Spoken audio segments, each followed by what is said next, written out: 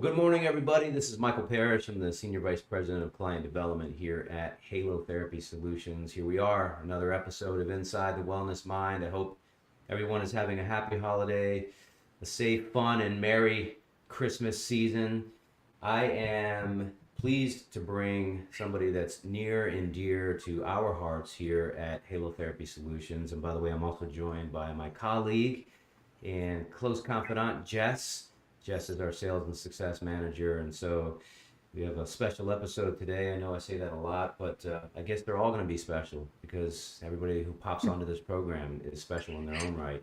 And we have that person here today. She's been a friend, an ally, a consultant to our company for a number of years, and we might get into how she met our founder, Steve Spiro, and our team. I'm sure we'll get into some of that. I'm eager to hear about it from your perspective. Mm. But we have Amy McDonald. Amy is the founder and CEO of Under a Tree Consultancy. Amy's been in the wellness world for 30 years plus, and Amy is the 2024 Global Wellness Summit Woman in Wellness, and that is a very notable accomplishment. Congratulations on that, Amy. And Thank I'd just like to tell you that I was looking forward to this episode because we're going to be able to get into a lot of crossover topics. Obviously, wellness, your background, your insights, and you have intimate knowledge about our company and our technology. And without further ado, Amy, thank you so much for joining us today, and welcome to Inside the Wellness Mind. How are you doing, by the way?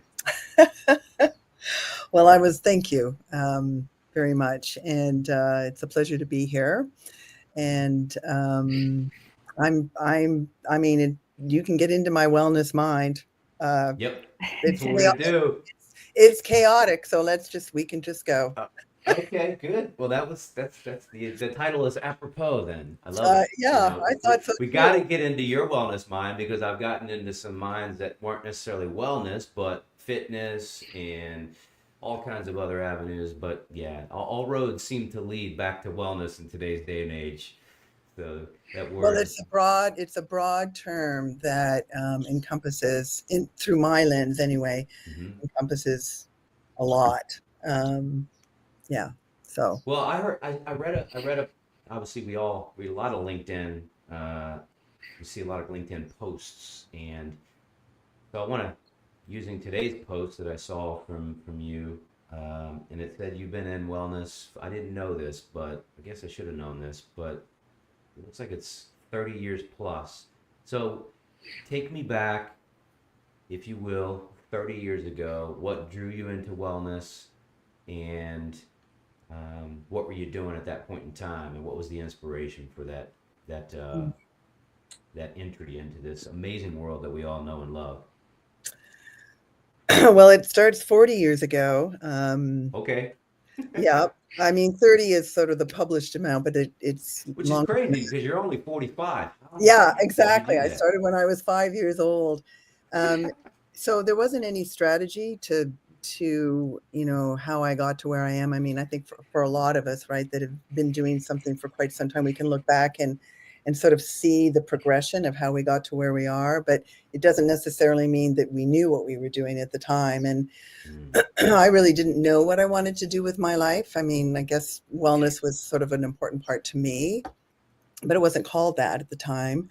But I started as a massage therapist and an okay. esthetician, and that would have been in my 20s. And I, quickly realized that I didn't want to do facials, and I was really massage was really important to me. And so it's a very unglamorous kind of progression, but I think if I look at all the different types of work I did, it was always about creating space for celebration. Yes.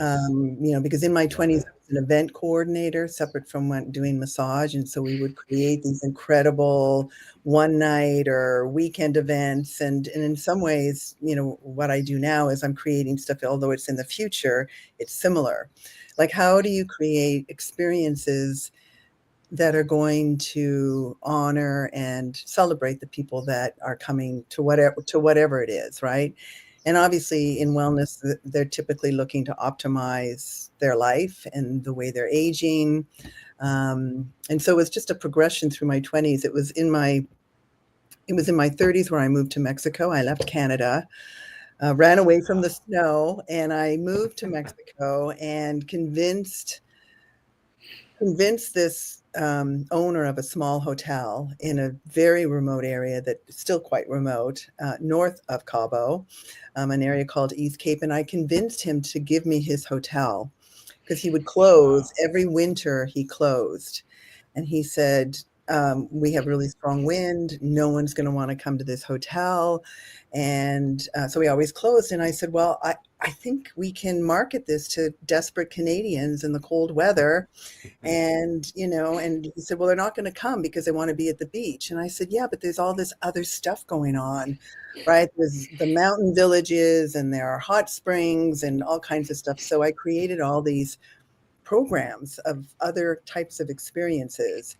And it wasn't a beach resort. Like, it wasn't, Mhm. that's not why people came. And what I learned from that was it's all about redirecting, right? It sometimes it's Yes. not looking at the box in front of you. It's actually looking outside of that. And so that's really been a theme throughout my career. And so what I gained from that was I created a permaculture garden. And people were like, what are you doing? Like, what's permaculture and why are you building a garden, right? And I Yes. was like, well, because there's no fresh vegetables in this area of Mexico. And I don't know how to do it, but I'll find someone that knows how to do it. And so slowly what I saw was how it connected people back to nature. This is 30 years ago, right? And so to see like a grown man really, emotional because he's picking cherry tomatoes off a vine. And so I always saw wellness as whatever it is that makes you connect back to yourself or back into the moment, and simple, right? And so it was that idea of wellness that struck me. And so that's why I have always said that I'm in the wellness business. Yes, we had treatments. Yes, we had yoga. Yes, we had fitness and we had hiking, but it was all the other stuff that we did, like going out into the desert and coming back with herbs and making tinctures that are really good for you. And so I didn't really know what I was doing at the time. I just did what I felt just made sense. And Yes. so I ended up getting discovered down this really long 6-mile dirt road, and an article got published. And this is sort of the abbreviated story, but I ended up at Miraval here Wow. in Okay. Tucson.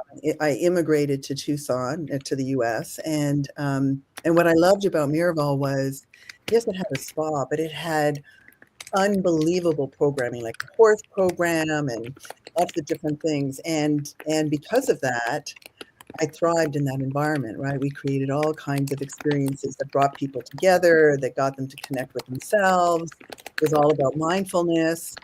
And so it became really well known. Oprah discovered it during the time that I was there. And I made a name for myself. And so I decided to start the company 20 years ago with wellness is everything.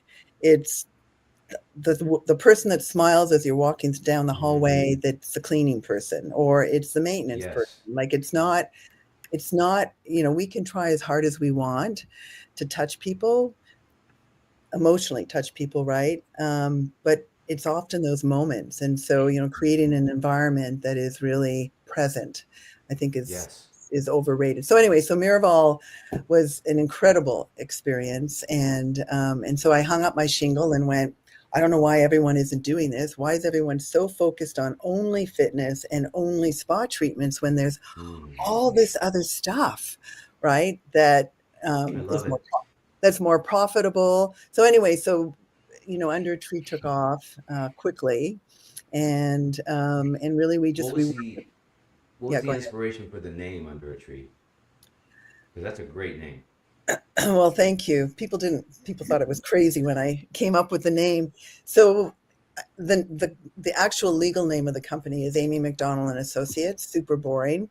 And a couple of years in, I hired women that wanted to work from home, who had small children and didn't want to go back to their corporate lives. So I hired incredibly talented women that were in a time in their life where they wanted to work. They had a lot to offer, but they also didn't want to compromise, uh, the early years of their children. So all of us were in the same position because I gave birth to my daughter the same year that I gave birth to the business.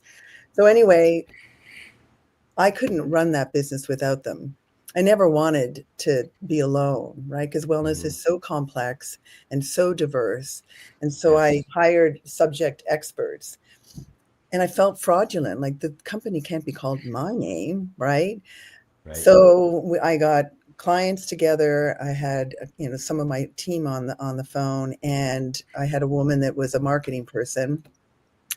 And out of the blue, someone said, "Oh, working with you is just like being under a tree.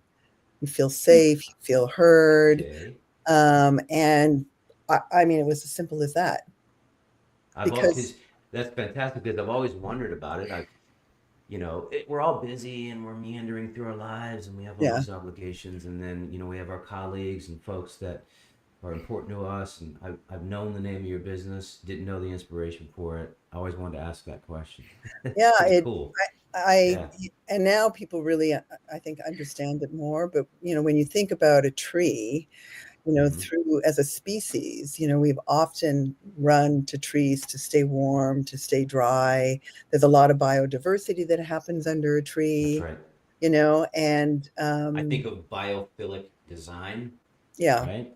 Which that being in touch with, you know, plant life and nature and so important. I want to touch on something that you mentioned because it's interesting as I'm hearing about the complexity of wellness because it is indeed complex, but perhaps it's complex, yes, but even more than that, maybe broad and diverse, and it means different things to different people. And I was thinking about an upcoming trip out to California. Naturally, I'm heading out there for business, but I always like to weave in wellness, which we'll talk about more later. But weave in wellness wherever I go, of course. and even as somebody who's hopefully this doesn't come across as haughty. I've worked hard, super fit, at various times in my life.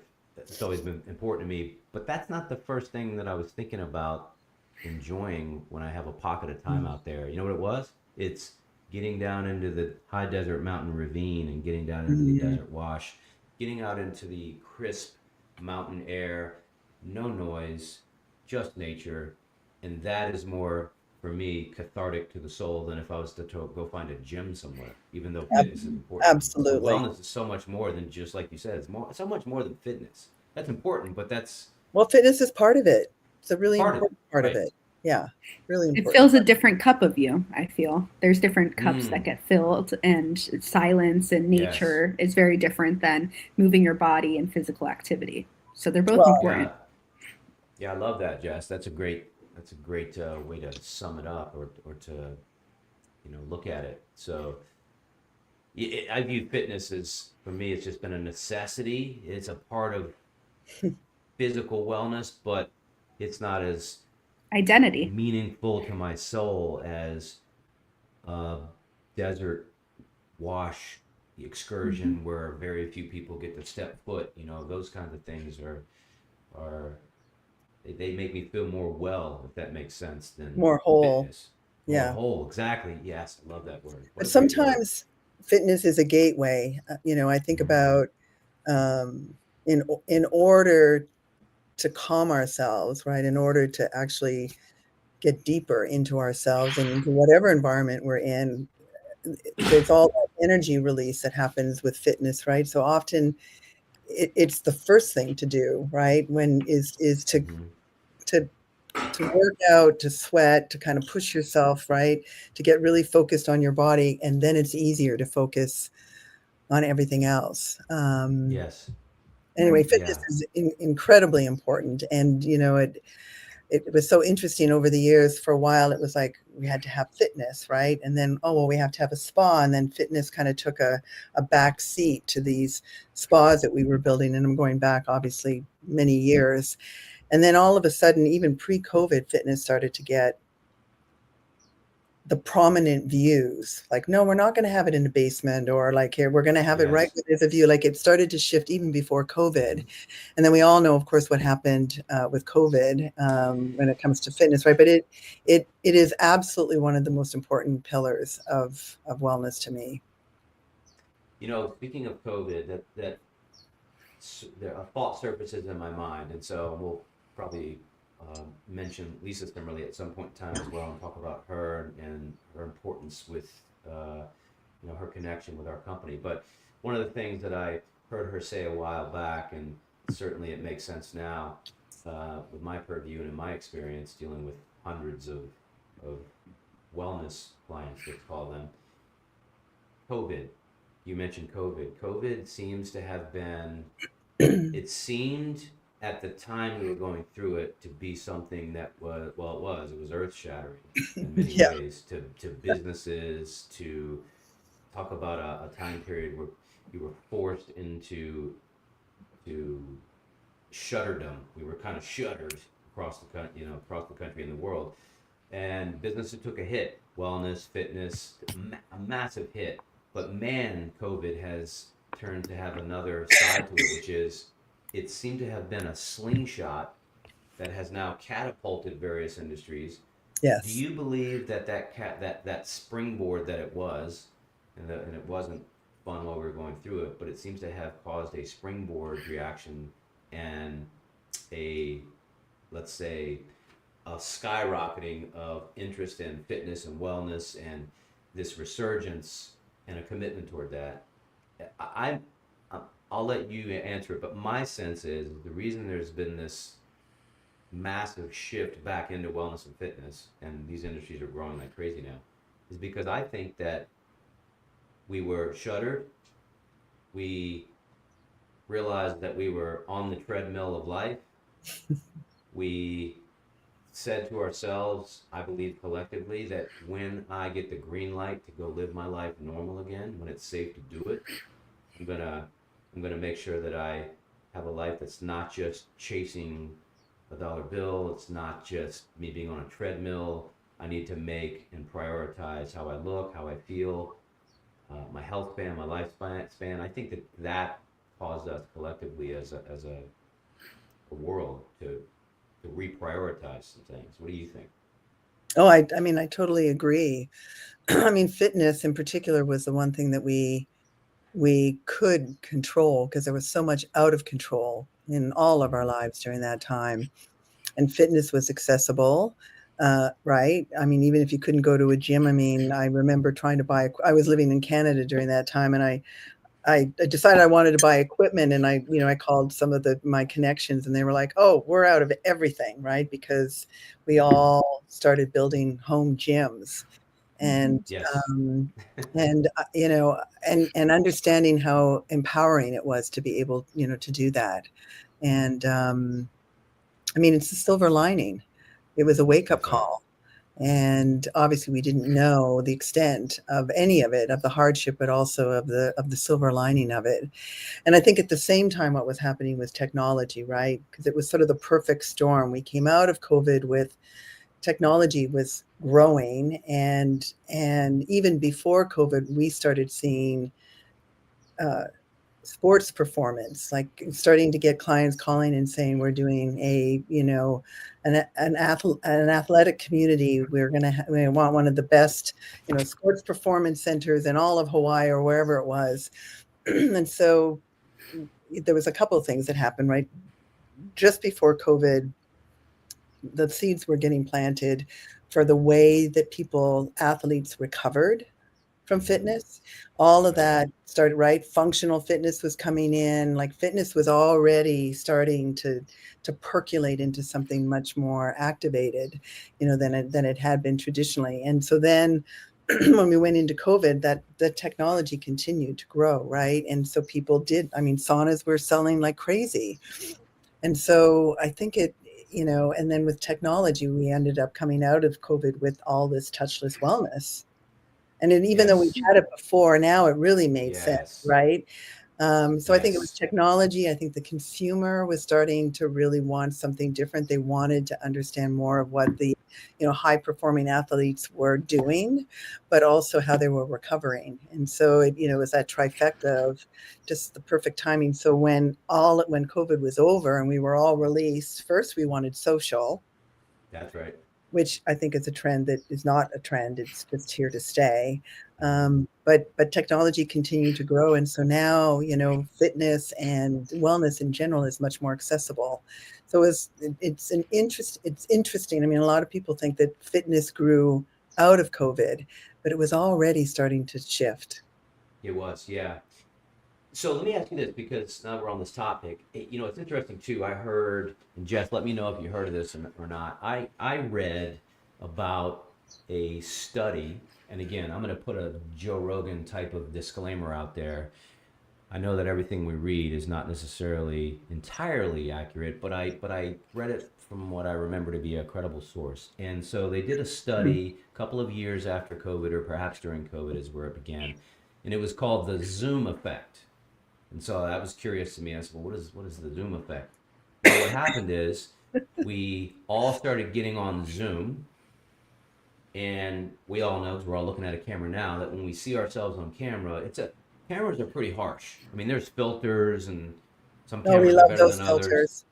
Yeah, but generally, people got on Zooms. That's how we had to have our meetings to push business forward, and people didn't like what they saw, and so people said, "Oh my God, I look terrible." And so there's this effect that created in us where we said, I don't like what I see. I don't like how I feel. I need to improve what I'm looking at, and I'm going to do something about it. And that created this sort of Zoom effect where we said, all right, I have to do something about this human that I'm looking at that looks tattered, tired, worn, downtrodden, and any other descriptive you can think of. And that is also some of what caused people to, as soon as they got the green light and they could get back out into general population and live a normal life, they were prioritizing aesthetics, of course, and taking a more holistic approach to wellness. Yeah, That's called the Zoom effect. Did you guys hear about that? If not, look into it. It's pretty interesting. I've never heard of it, but it makes a lot of sense. it makes total Yeah, sense. yeah. So, because there's so many factors that have led to, and this is where I get back to what I've heard Lisa Simmerly say, our chief revenue officer, that COVID for Halo Therapy Solutions, but wellness generally and broadly was like it was like a hockey stick after that. Just once we got through it, wellness started to take off, and our company in particular started to experience some Yeah. phenomenal growth. Well, So and with our company in mind, yeah, go ahead, I was Amy. just going to say halotherapy in particular because it dealt with, right, it supports the respiratory system. Mhm. Mm-hmm. I mean, it was Yes. positioned more than other touchless wellness offerings, right? It was positioned to really, obviously in combination with infrared, but the respiratory piece was, I mean, extraordinary timing. Yeah, extraordinary timing, especially when you think about the only modality that naturally addresses respiratory health Mhm. the way that it does, right? And So, Exactly. yeah, go ahead, Jess. I was just going to say, and before COVID, I think respiratory concerns was very few and far between. It wasn't on the top of everybody's mind. I think there were other Yeah. health, things that people were prioritizing and focusing on, but COVID really Yep. prioritized respiratory health and, halotherapy being what it is. I Yes. think it absolutely was that skyrocket. That's right. I always say to the myriad people we speak to, it doesn't matter what you thought of the origins of COVID. None of that even matters, because what COVID did do to humanity writ large, no matter what someone's perspective was, Yeah. what it did do and has done is it caused everyone to be keenly aware of the need for respiratory health. That's what it did do. So, like you said, Amy, halotherapy it was just sitting there, and that wave was building up, and then all of a sudden, because it's the only modality that addresses respiratory health, it gets swept up, and we're experiencing that growth now. I mean, seemingly everybody that we're talking to Hmm. is starting to look for halotherapy, especially when they learn what halotherapy actually is. So, So this leads me into something I'm very curious about. When when did you meet our fearless founder, Steve Spiro? How did you come across our company, and because you're one of our most important consultants, if not the most important, and you've Well, helped us thank you. discover some pretty important projects here. So how did you meet him? So the story, I mean, you've heard the story, but I'll talk about Steve's part. So Steve is a serial entrepreneur, as we know, Yes, yes, he is. If you are and Steve, if you're listening. he moves into industries he does not know anything about. Hmm. And the first thing he does, he searches for experts because he knows he needs to surround himself, right? He's And so good at so that. Yeah. he went on some, some Google search at the time and found, I think, a list of like 30 spa consultants, and reached out to all of them. And the story goes that I think like 5 responded. Okay. And I was one of them. And, and he basically said, this is what I'm doing, and this is the company I own, and I, want to get into hospitality and the wellness industry. And so I did respond to him, but I thought he was crazy. Like I was like, he wants me to be on his board. Like I've never done anything Ugh. like that, and I don't know what he's talking about. And anyway, he was persistent, and I was one of the only people that actually responded to him. So Yeah. anyway, he continued, and I was living in Canada. My father was, at the time, he was at the end of his life, and he anyway, sorry, my Zoom was trying to communicate with me. Um, so I was in Canada. It was February, and it was really cold. And Steve called again and said, "Look, like, what is it going to take for you to help me?" And I just said, "I think we need to meet because I don't really like what you're asking me to do is something I've never done before." He said, "Well, don't you know the wellness business and hospitality?" And I was like, "Right." He kept asking me these questions, and I said, "Yes." And he said, "Well, that's what I like. Let me fly up." And I said, "You're going to fly up to Ottawa? Like it's minus 20? Really?" That's what he Yes. did. He flew up, rented got a hotel close to the airport, and took me to lunch. And wine was involved because he'll always tell that story. He always exaggerates how much wine, but anyway, That's and he funny. just convinced me of how meaningful it would be for us to work together. And so that would have been 9 years ago. Yeah. And that was at a point in time during our company's existence where all we had at the time is what? Just a halo generator? I remember seeing the pictures of the tents. Like Oh, we had the there pop was ups. The Halo Okay. pods. the Yeah. they were mostly for allergy clinics, Yep. right? And now I can't even remember. I think they might have had a generator, but it was for clinical setting Yeah. for treating asthma and different types of obviously respiratory stuff. And he was like, "Well, why can't we put this into spas?" And I just thought, oh my God, right? Like, but we figured it out. And, Yes. we came up with something that was portable, that could be moved around. It didn't look really great at the time, but the function of it made more sense to be applied, to spas. And one of, a very well-known, well, it was Canyon Ranch here in Tucson. They Yes. agreed to Canyon pilot Ranch. it. They agreed to pilot it, and so we got them a piece of equipment, and they basically did what we asked, right? Use it, give us feedback on sound, on functionality, on how user friendly is it. And so they were a great partner. They gave us all kinds of feedback, and that was the beginning of really of all of the equipment that we have now.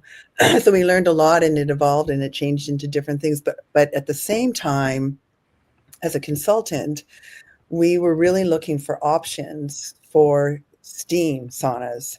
right? Because they were moldy and they, hard from a maintenance standpoint. And I said to Steve, like, we need to, like, there's got to be something there that we can do. And infrared was starting to get more popular as well, right? Yes. And for a whole bunch of reasons, we like infrared because it's easier to maintain, less health contraindications, right? It doesn't get as hot. Anyway, so I kept saying to Steve, we need to combine these two things because there's a space that's allocated for something that they need to fill. Let's make it more multidimensional and add more benefits into this space, right?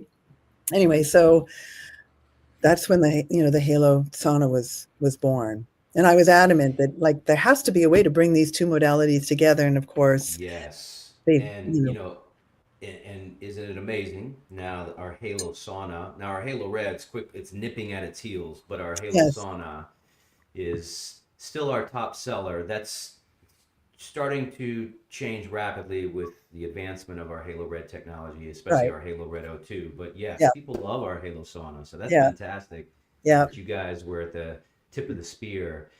And I mean, now we think about that Halo sauna as, a 5 sensory breathe and detox suite, 5 modalities layered in. So you guys really hit the nail on the head when you were conceptualizing a multimodality experience. So we're all grateful, those of us that are downstream of all these relationships, we're all grateful that you guys thought about those days. And I think one of the folks back then would have been Lisa Simmerly too. Would have probably been in the mix at some point back then, around 10 years ago or so. yeah, yeah. Yeah. So we thank you guys for at that point in time. We always wax philosophical and have that think outside the box phraseology now. You guys are definitely thinking outside the box before it was cool to think outside the box. Well, So, and and we didn't know the effect, right? Like, all of that happened before COVID. mhm. And what happened coming out of COVID is massage therapists didn't come back. We had, and we still do, we have a labor shortage. And, when people started coming back, they didn't necessarily want to be touched, right? And obviously, Steve was really one of the very first, halotherapy was really one of the very first touchless wellness experiences. And so again, it's like that perfect timing of, here's a Yes. solution. Because spas had been closed, a lot of them, for a long time.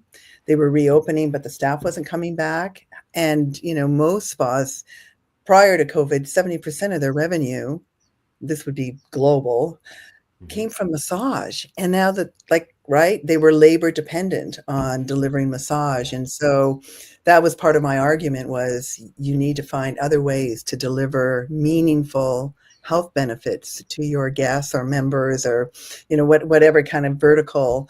And this is a solution. You can charge for it, and, like, there's enough science and data behind it, and you don't need a massage therapist. And so that was, at the time, no one was really talking about net profit, right? But when their revenue started to shrink all of a sudden, so it's just, I mean, COVID did a lot of really good things for us. I mean, us in general, I think, not only from a Yes. business standpoint, from a human standpoint, because then wellness became more accessible. And what I loved about halotherapy in particular was that you could apply it, into a day spa, into a high-end resort, into a city hotel, right? It was so versatile that, Yes. for me as a consultant, I was grateful to have that, because it was something that I could, obviously recommend to our clients. Yeah. So that's the story. Yeah, that's And amazing. and early on, Steve and I got another pilot in Hong Kong. We flew to Mhm. Hong Kong, and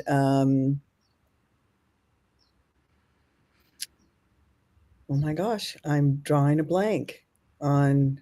It was a Mandarin, and they put a Halo sauna in as At a well. Mandarin hotel. It was a Mandarin, yeah. Yep.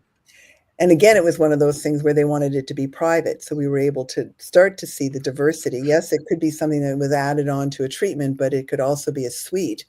And they actually Yes. went as far as having, like, guided meditation, so there would be another person in the room while they were in the booth, Mhm. um, working on their breath. They just, I mean, obviously, right, because Mandarin's a luxury brand. So it was in those early days, it was interesting to see how it could be so applicable and so effective in so many different types of wellness offerings. Yeah. Yeah, it's I always say what I love about halotherapy, it is the perfect either anchor modality or tandem modality because it complements everything else out there. If someone's doing hyperbaric oxygen therapy, granted we don't see that too much in hospitality, but uh, halotherapy is the perfect pre hyperbaric oxygen therapy modality because it clears the lungs, which of Exactly. course paves the way for an oxygen rich compressed environment. And then post HBOT, because a lot of people, because they're being subjected to pressurization, atmospheric pressure, their nasal passages constrict, Yep. eustachian tubes constrict, respiratory passageways constrict. Halotherapy can help open that back up so that they can have a better post HBOT experience. And really, you could line up every modality in halotherapy because it all starts with respiratory health and getting oxygen in and CO2 out. Halotherapy either sets other modalities up for better success or creates higher levels of efficacy when you're blending it with other modalities, Exactly. either simultaneously or in tandem. Perfect modality. Um, so we mentioned hotels, and this is it's such an interesting vertical and segments within that vertical. Mom and pops come in. We have 3 to 4 thousand mom and pops that come into our business each year. We don't go out to them; they come to us, and Hmm. that's a pretty easy. Yeah. That's a very quick deployment because they're Yes. not having to think about worldwide strategy and impacts on portfolio. They're not having to um, they don't worry about missteps as much or aligning with their brand. You're in a world that wellness is proliferating, meaning this hospitality world, this development world, Yeah. but it's a much longer life cycle or project development life cycle. So I saw an article from I believe it's Hilton, and this was about 7 months ago, maybe six. And I know you know this team. One of them is Suzanne Holbrook That's and Marriott. Sarah. Yep. Oh, Marriott. Okay, Marriott. So Marriott, Suzanne Holbrook, Sarah Raymer. In this article, that team was said to be now, at that point in time, tasked with Suzanne Holbrook leading it, Sarah Raymer working with her, finding across their entire portfolio, and Marriott's got a huge portfolio, looking at where, how, and why to integrate wellness in their portfolio. Hmm. I think Suzanne. I think you've even given her one of her Halo Pockets. So, how's Which that she endeavor loves, by going the with way. her? That's awesome. How's that? That's a gargantuan undertaking. How is that? How's that effort going with them at this stage? Well, obviously the Marriott is the largest hotel brand in the world. It's an incredible position if you think about thousands of properties, right, and different types of offerings. I mean, some, obviously with Marriott, there's lots of different levels to the types of Yes. brands they have. So for there to be really one main person at the helm, it's extraordinary. And how she keeps her grace, I have no idea.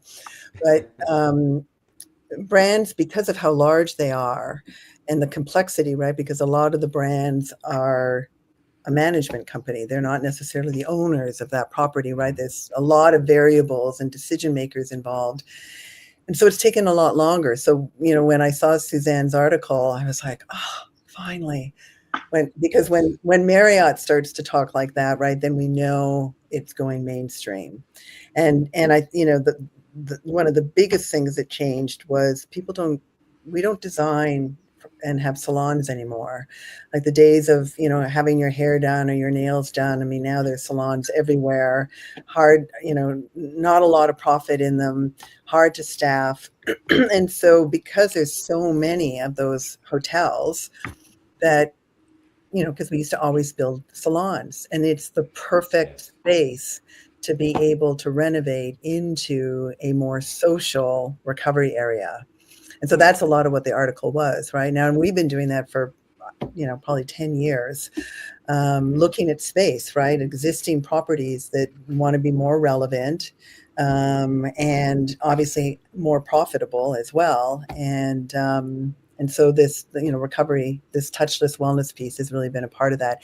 But now that she's talking about it, it means it's really here to stay. And so, when she asked me about halotherapy, I ended up really sitting down and thinking about, okay, like almost all of their brands have fitness. Now, in some, that's all they have. You walk in the door, right? And the fitness center is right there. It's always open and accessible. And, it might be 150 a night or whatever.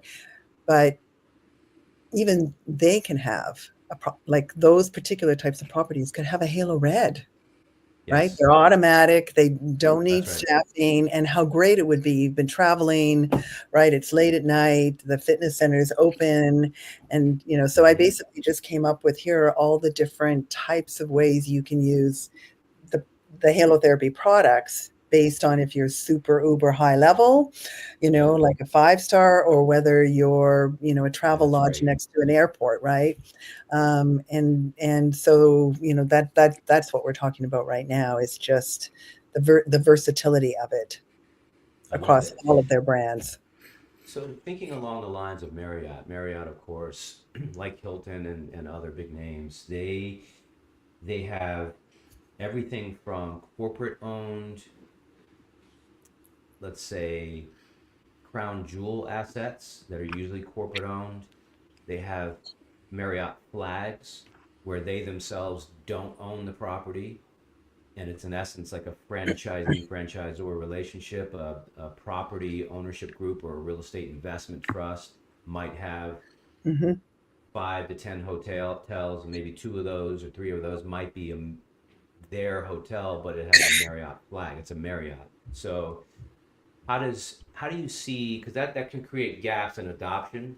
Do you envision Marriott first rolling out wellness through these programs at their corporate owned facilities, and then as that gets adopted, does that then transition to the flags? How do you see that happening? Mm. It's a little That's bit a of a nuanced element, yeah. but it's a reality because most of these folks, they have more flags than they do corporate locations. So I'm just curious about what you envision the best way to close those gaps. Yeah, from a strategy standpoint, I mean, to me, the lowest hanging fruit is to start with um, their spas, their flagship. Hmm. There's, and the Halo Pocket is so versatile. Um, Oh, and yes, it so, is. right. And so, I mean, I'm a really big fan of it. I was actually going to have one. Anyway, I was going to have mine next to me.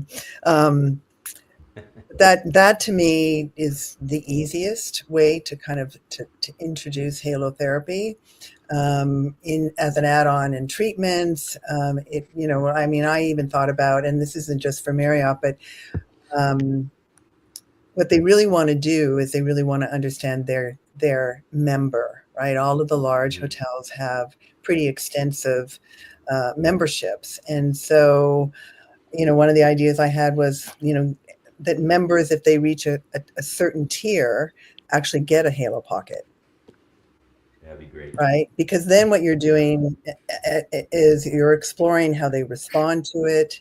You can Yes. then, like that's almost like the first thing that you do, is to see how your traditional people that are coming in having treatments respond to it, but then also your members. And maybe it's, something that's, you know, discounted, and they have to pay for part of it. But I thought that's the group that they really want to get the feedback on, because they go, regardless of where they're traveling, they're going to stay at a Marriott or a Hyatt or a Hilton, depending on their membership.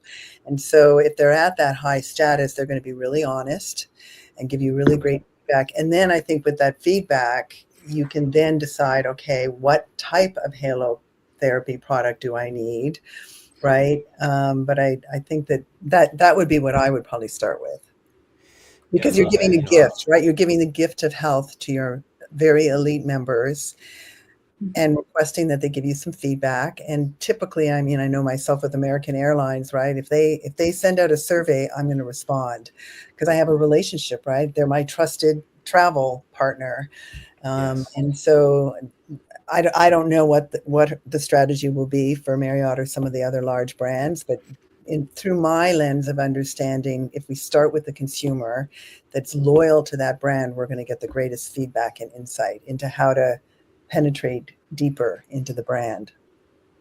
Yeah, it's interesting because some of this article was they were looking at not just strategically across their portfolio, but practically across their portfolio, meaning what square footage could be converted to, Of course, they called it either underutilized square footage or inactive square footage, and these hotels have sometimes tens of thousands of square feet that could be it could evolve into a wellness respite just inside their own footprint. There's so much that they can do. It's so interesting. There's an incredible opportunity for, like you mentioned, the Halo Pocket for their top tier guests, and then even the Halo Reds or Halo Saunas. But the Halo Red Auto so is easy. I mean, it's a so no-brainer, right? that's right. And the reason I like them going into fitness is because the fitness center is open all the time, and That's right. people are traveling, they're jet lagged, they're tired, and it's something that obviously is going to make them feel better. It doesn't take a That's lot of right. time. You can do it several times, in the morning before your meetings or in the evening and when you first arrive. Um, and that there's always room. I mean, they're not that big. There's always room. 14 square feet. 14 square feet. That's all you need to bring in a Yeah. Halo Red one person unit. Just roughly 14 square feet, 14 and a quarter. Yeah. So So that's I nothing. think piloting them in select properties and putting them into the fitness center makes the biggest sense because the fitness centers are typically close to the entryway, and I, Yep. they're so easy to use that you don't need to have a staff member.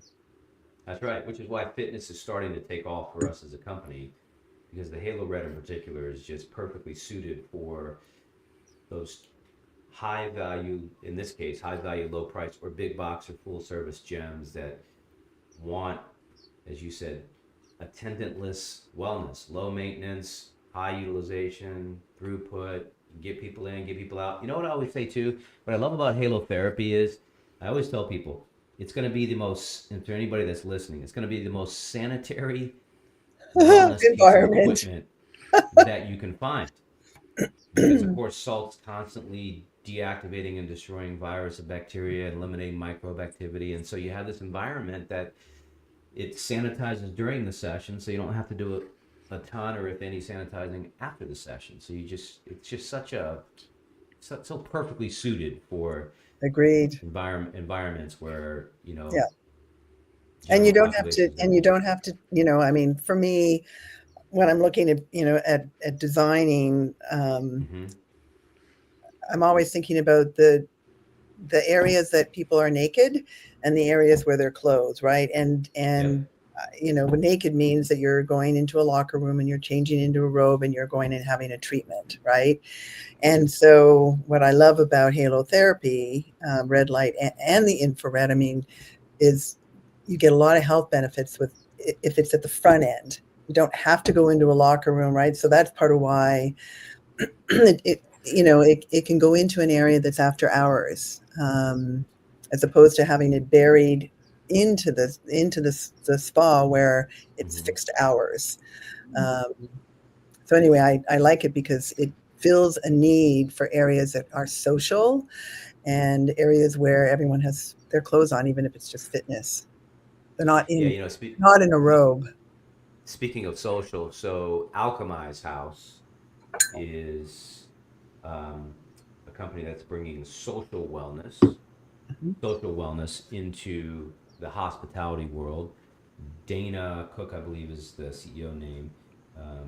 But I spoke to Dana recently as an introduction from a gentleman named Albert Ramos Jr., who's a chief financial officer that helps wellness, fitness, and lifestyle brands. But So when I spoke to him, they have a project at, I believe, W in Beverly Hills, Mhm. and they're looking at bringing in their social wellness concept.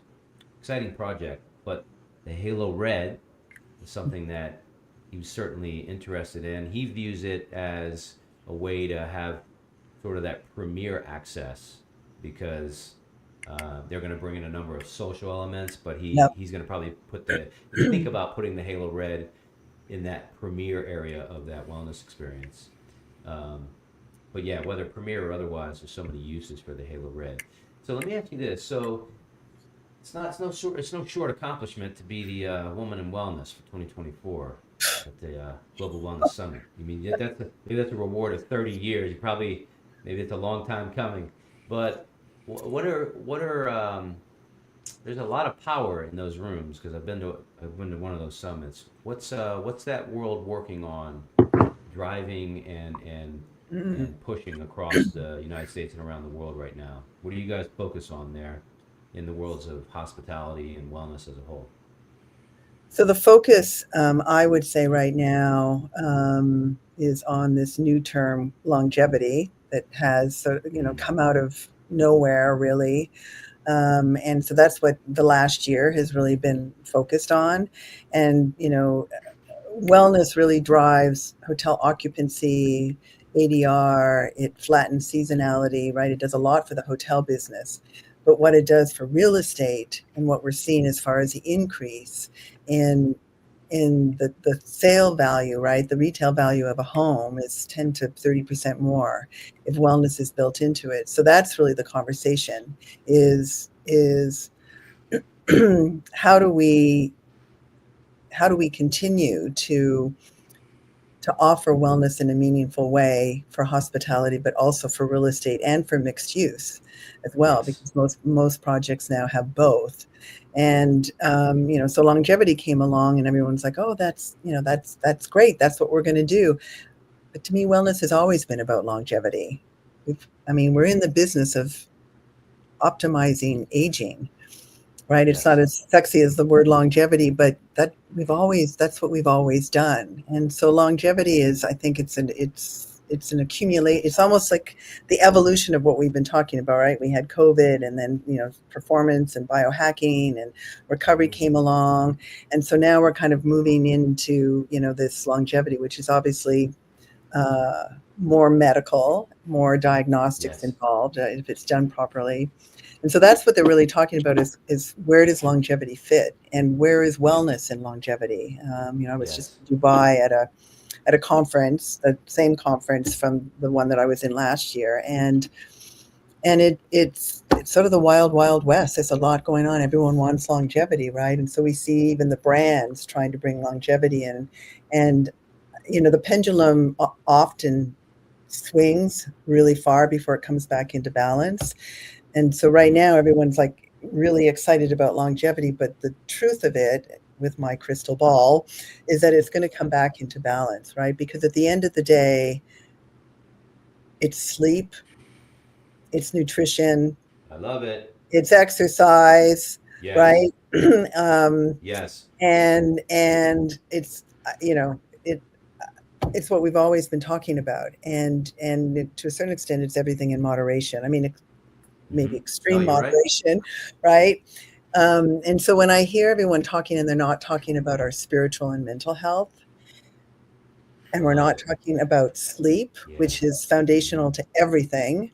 Yeah, so I that's what they're talking There's about, no right? Everyone is really excited because it's nothing more credible than an expert that has bags under their eyes because they don't get enough sleep and they're talking about longevity, right? Now, granted, as we age, Jess, you're still in that wonderful, beautiful age bracket, which we all admire. You know, just under 30. By the way, happy belated birthday, Jess. Thank you. Appreciate it. So, but yeah, I love that, Amy, because you know the there's I was reading something recently from Dr. Peter Attia or Adia, Mhm. Peter Adia. I even have his book sitting over here. Yep, This big old book called yep. Outlive: The Science and Art of Longevity. As a matter of fact, this big old Oh piece of yes, book glug. yep. Yep. So I haven't even gotten into that yet. But he says very clearly and categorically, undeniably, that fitness and sleep, as you just said, and nutrition, but fitness and sleep, so important. Sleep, of course, it's incredible. We could do all the diagnostics we want. We could get the biomarkers all we want, but the way to impact that in the most significant manner is exercise, sleep, good nutrition. Those are the hallmark. Those are the basics. You got to get and those. You have purpose, to get right? I those. mean, there's a lot Yep. more also around the sense of belonging. And I mean, it doesn't have to be, your blood family, but belonging to something, right? And that's why we see these membership clubs, going out everywhere, is because people want to share that wellness experience. And so longevity, it's much more solo, and so I'm confused by it. And Mm-hmm. but that, you asked me, that's what they're talking about right now. And you know I'm already starting to see, especially on LinkedIn, people kind of pushing back and going, well, like, what happened to all the things that we know fundamentally are most important, right? And also for Correct. me, I want Yes. wellness to be more democratized, which is why I like touchless wellness. It's more affordable, That's right. typically, right? And so, longevity is the way it's positioned right now, and the way the business models are being designed. They're very profitable, but they're only for the 1%. And so, I look forward to longevity finding its place, because it will. Mm-hmm. I mean, right now it's like the new buzzword, right? That it'll come back into balance, and we will remember as humans, right, the importance of sleep, and Yeah, that's so important. love and belief, and that we have purpose in our lives, right? I mean, that's a lot of what we got out of the blue zones. Was, yes, they ate well and they slept well and a lot of those things, but the biggest thing that affected their health span was this sense of belonging and purpose. Yeah, that's so incredibly It's important. simple, right? It's very Simple. simple, and we need to certainly keep that front and center, Yes. just simply based on the kinds of beings that we are, because we're not just physical, we're emotional, Right. and emotional, mental is tied in sometimes to the emotions, but there's the mental side, obviously that psychological element, spiritual, we're certainly that, in many respects, Yeah. and the sentient beings that we are. It's Exactly. all we got to do is look no further than when we, as humans, because we know that life, contrary to what maybe Gary Brecka might want to, tell us. I'm not so sure we're going to live to 150, but if he and his team can somehow find that out, then that'll be fantastic. But that being said, um, tomorrow's not promised for any of us. So I even wrote an article on that recently, that you can certainly reconcile the pursuit of wellness and being whole. Love that word you used earlier, Amy. Being whole, and balancing that with the reality that we're not living forever, which is why perhaps we should continue to try to be as whole and as well as possible, because we're not going Today. to live forever. Today. Today, exactly. Now, not Yeah. tomorrow. Now. Longevity focuses, it's very future focused. Mm-hmm. And I think it takes us away from probably one of the most important things, which is appreciating today, right now, this moment. Mindfulness still continues to be, in my opinion, the greatest tool that we have available to ourselves. Yes. Be in the moment And and be present and appreciate, it's right? I mean, gratitude is such a Mhm. simple thing and so powerful to our Mhm. mental health and physiologically, that, it's, anyway. it's interesting. So we're working on a project. I don't know if you've heard the name of the project. It's Pike's Waterfront Lodge. Mm, Pike's is a very unique hospitality asset owned by a gentleman named Jay Ramross, who is native to Fairbanks, Alaska. He grew up there. He was even in legislation there for a little bit. But that's his world, Fairbanks, Alaska.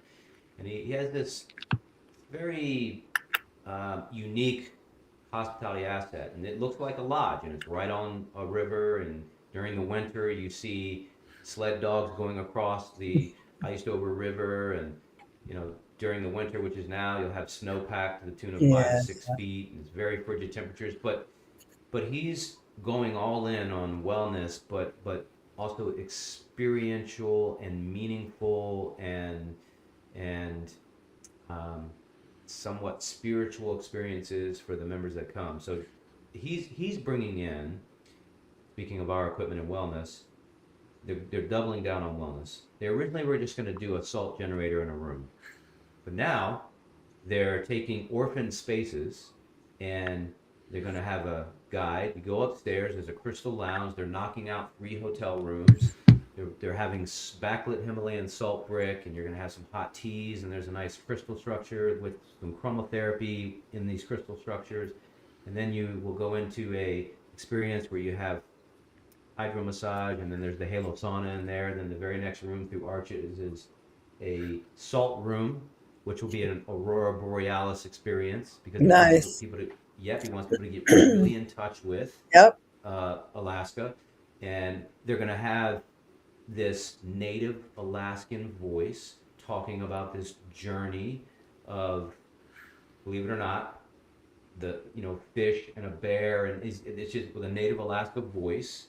And Of then the course. very next room is going to be a brain tap room, and then down in their they have this emerald building, which is fully glass, which they were originally using for aurora borealis viewing, but they're turning that into a halo red sanctuary. So 3 halo reds in that room, and then they're going to have a blue building, which is going to be a halo CBD experience, and then you go along this trail along the river, and then there's this earth ball with aurora borealis just rotating, and they're going to have binaural beats. And anyway, they have this whole experience, and then they have reindeer, they have a kissing bridge, they're going to have ice cream, believe it or not, in this wellness experience. They're going to take people out to the Chena hot springs for Wow. a hot springs experience. And so they're doubling down on this because of a lot of what you're talking about. It's they want people to be able to, now when they're there now, be able to have world-class wellness, but blend in the Well, it has to be spiritual aspect. relevant to the place. Yeah, Yeah. exactly. So, but working hard. So I say all that to say, you have places like Abu Dhabi, Sammy Ibrahim, the director of Spa and Wellness, and they're scrambling as a larger organization to try to do what someone like Jay can do, because he's not hemmed in by Right. global brand. Right. He's Standards. more nimble. He can Yeah. move faster.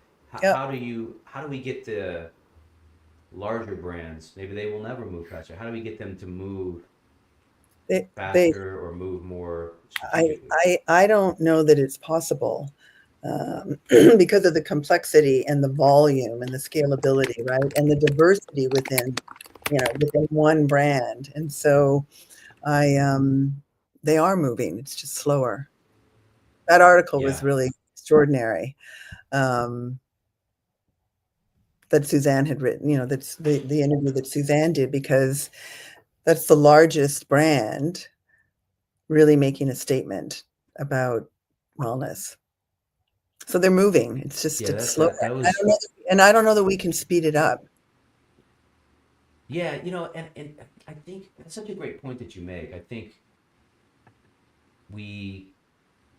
and by the way, maybe we ought not speed it up, because we're talking about a brand that is one of the most highly respected and important brands in the world of hospitality. So maybe supposing that we ought to speed something up is really the suboptimal way to go about it. Well, and because when we do that, we risk failing, right? Timing is everything. And like, we've done some work in senior care that was brilliant. I mean, just some of the best work we've ever done. But the owners wanted it and agreed to it. But then when we tried to implement it, there was pushback, right? Because the operators, they couldn't find the time, right? There was so much more infrastructure that needed to be added, and they needed to buy into this whole new concept that we were presenting, and it didn't work. Yeah. And because of that, they just said, nope, we're not going to do wellness, right? And that was a year of work, that so it's not just convincing the owners or the people with money. It ends up being the people day to day that run it that have to be able to really deliver and believe in it. And so that's tricky, right? Yeah, it's Across tricky. so many cultures and so many different types of staff. Hospitality is complex, but more so with Marriott. I mean, with the bigger ones, right? Marriott and Hilton and Yeah, the big Accor. ones. And yeah. And it makes sense, of course, if we just really think about it logically. These brands are solidified in the marketplace. Swings in strategy that don't align with their core offering can directly impact their bottom line. And they're also, if you think about it, they're also not just considering, yes, profitability overall, because they're publicly traded companies, but they're also thinking about sustainability. And so you can't just throw something in haphazardly, which, by the way, is why I think halotherapy is positioned so nicely, because the more that they'll learn about halotherapy and how unique halotherapy is, in that it's the only modality that, yes, addresses respiratory health, but it has a metaphysical aspect to it. It creates very clean indoor air environments. Anytime you convert any space, room, or booth into a halotherapy environment, it you have this wonderful task to help connect all Yes. those dots. And I know it probably feels good to know that as you have these conversations, along with everything else that you're doing when it comes to wellness modalities, you have halotherapy that, if they, as they understand it, is certainly unique in the world of wellness. It's unique and yet it's so simple, right?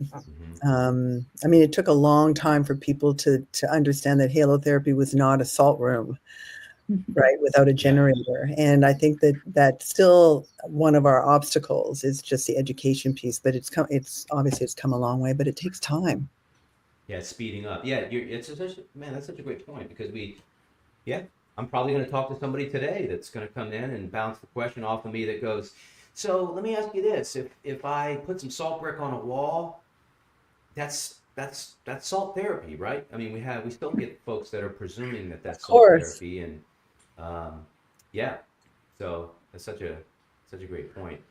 All right, so we're heading quickly into 2026, and it's Yes. hard for me to believe that 2025 just blitzed past us the way that it did, and now we're It staring the new year in the really did, face. didn't it? It did indeed. What are you excited about in the world of hospitality,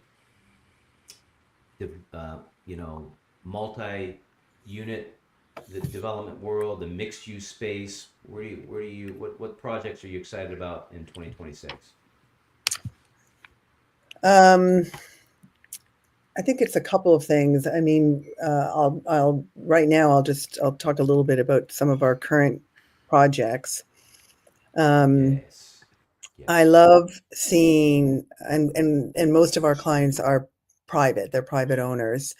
Um, we're seeing more integration of family and multi-generation. So, we're creating programming and spaces where families can move through experiences together. Like the days of couples coming to a resort and dropping their kids off at the kids club and then going off and doing whatever they want to do. Like now they're all together, and they're bringing grandparents as well.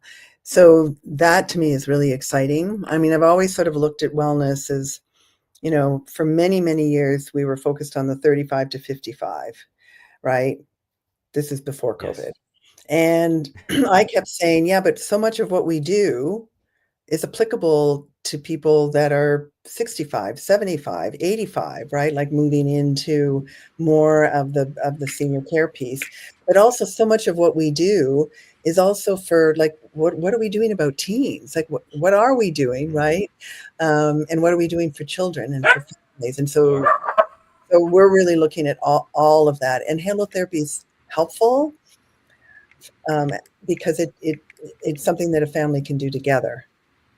And it's great for elderly and it's great for really young, right? Because we all have respiratory challenges, and obviously asthma's, continuing to increase in the population. So anyway, so I think family is one of them. The other piece is more experiences. So we're really moving away from the traditional treatments and doing a lot more with nature, whether we're bringing nature in through technology or like the example that you gave about Alaska, right? But really starting to become more relevant of where those hotels are being built or the communities are being built.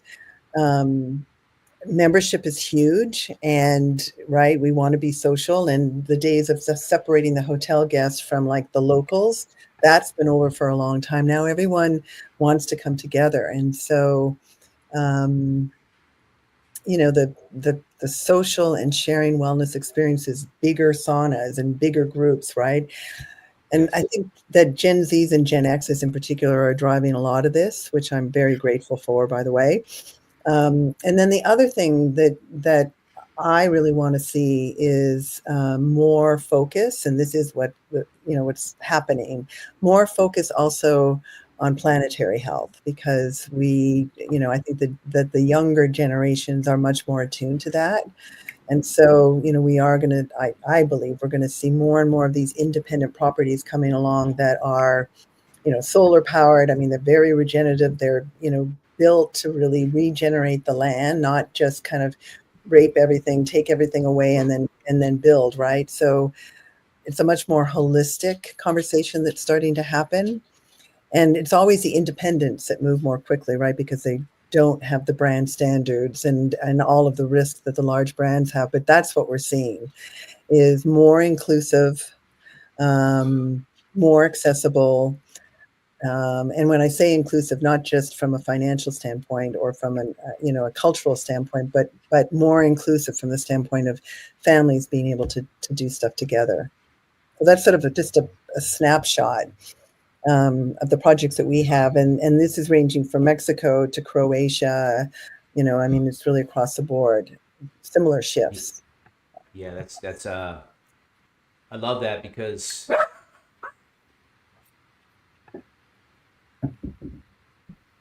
that's the benefit of being on live.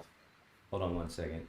So one of the things that makes me think about is it makes me think about, you know, prior to Halo Therapy Solutions, I was the director of energy solutions for a construction management firm in the Mid Atlantic, and the projects that we worked on in and around the United States were with some of these larger brands. One in particular was Marriott Downtown Waterfront in Portland, Oregon. What an awesome place!